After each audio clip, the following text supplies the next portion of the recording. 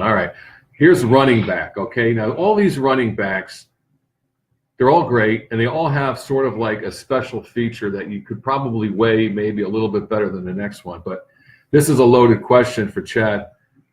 Better running back, right? And this is, you got O.J. Simpson, Walter Payton, Earl Campbell, or Franco Harris, and I'd like to also throw Tony Dorsett in that mix. Okay, so I mean, this is unbelievable. But just think of that. Before saying who's better, can you imagine this is the era of the 70s? O.J. Simpson, Walter Payton, Earl Campbell, or Franco Harris or Tony Dorsett. Now, these are not guys that, now running backs 3 or 4 years, that's the most you're going to get out of a running back now. These guys play forever in that position, took massive hits, rushed for tons of yards. I mean, Earl Campbell, my goodness, I don't know if anybody was tougher than Earl Campbell. They were different runners, different styles. They all had their runners. own attributes, right? Walter was very, very, graceful, and he had great moves, great vision. They all had great vision, but Walter could do so many special things, and he was a tough guy. He'd hit you for his size. It was very deceiving.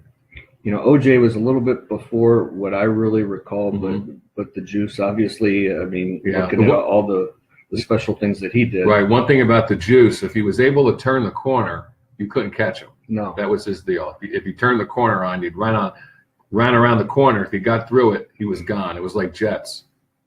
Frank had a lot of he had really great feet for a big guy, and he could change on a dime, and he was almost like a scat back, he could catch passes too. He could catch, he could change on the dime, he could change direction, but he had really good vision. Did a lot of things in that offense. But Earl Campbell, used to watch Earl Campbell run the football in the late 70s, early 80s.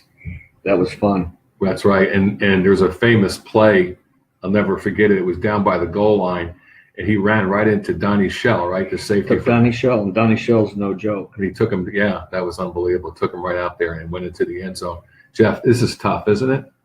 What do you think? It is tough. Growing up as a kid, I loved to watch Walter Payton, and I thought he was an inspiration not only to his own team, but to everybody else. Right.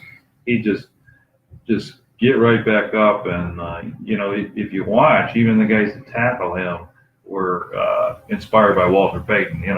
Yeah. So he had that whole persona going for him, and I think everybody was rooting for Walter Payton. Oh, everybody. Earl Campbell, he could really drive it out. I thought he was a lot like Walter Payton. I didn't know so much about him, his persona, but I thought Earl Campbell was a lot like Walter Payton. Now, Earl took so many hits because he would not avoid a hit, right? One thing about Earl Campbell, his career was a little cut short because he took so many.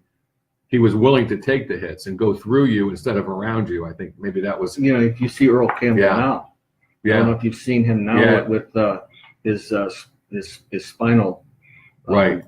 The narrowing of the spine and some of the issues. Some of that's genetic, right? But it probably was a lot of compressed vertebrae too, just the way he ran the football. Right. He's a special guy.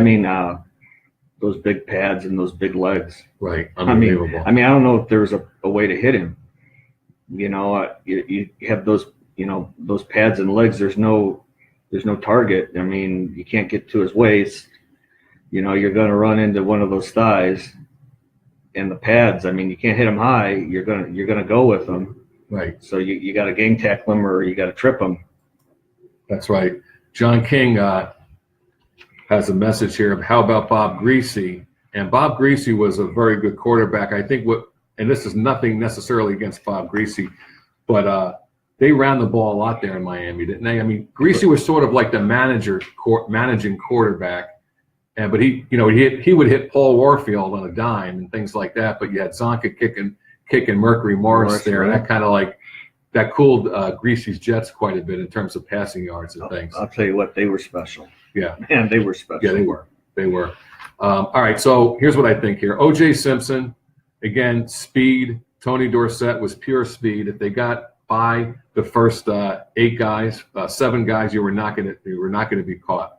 Earl Campbell, he would run through you, tough as nails. Franco Harris, all-purpose, great runner, could catch passes out of the backfield. But when you look at all those names, and I look at 16,726 yards rushing for Walter Payton, I think Walter Payton did everything fantastic. You know, and Yeah. if I have to weigh these, I got to put Walter ahead of the rest of the pack. I do too. Yeah. I do too. And actually, I mean, work ethic and Everything else, right? I mean, and the fact that, you know, Buffalo, all right, OJ did get Buffalo in the playoffs. And this is what's great too, right? OJ got Buffalo in the playoffs, and they weren't a super great team. Earl Campbell got the Houston Oilers in the playoffs, but Walter Payton, great. He was great, right? And he had to like carry that Bears team for so many years. oh, he was like I said, it's a blessing to grow up in this area and watch Walter Payton. Yeah, yeah, right. All right. So can you believe it's been almost an hour we've been talking?